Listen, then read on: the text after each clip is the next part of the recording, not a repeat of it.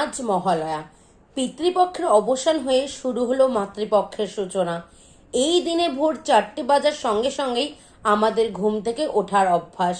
এরপর সজাগ কান ও চোখ রেডিওতে বা টিভির পর্দায়। রেডিওতে বীরেন্দ্র কৃষ্ণ ভদ্রের কণ্ঠে আশ্বিনের শারদ প্রাতে বেজে উঠেছে আলোকমঞ্জির, ধরণীর বহিরাকাশে অন্তরিত মেঘমালা দিয়ে আমাদের দিনের সূচনা হয়। যুগ বদলাচ্ছে, কিন্তু বাঙালির এই রেডিওতে মহালয়া শোনার অভ্যাস আজও বদলায়নি। আর যতই টেলিভিশনের পর্দায় মহালয়া হোক না কেন, কিন্তু রেডিওতে বীরেন্দ্র কৃষ্ণ ভদ্রের মহালয়া না শুনলে যেন মনই ভরে না।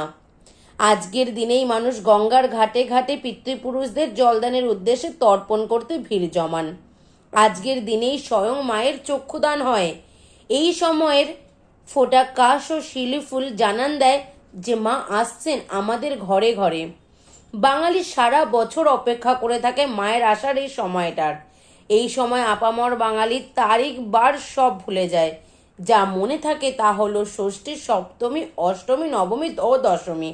তবে এবছর আজকের দিনে মায়ের কাছে একটাই প্রার্থনা, তিলোত্তমা যেন বিচার পায়, মানুষরূপী শয়তানগুলোর যেন কঠোরতম শাস্তি হয়।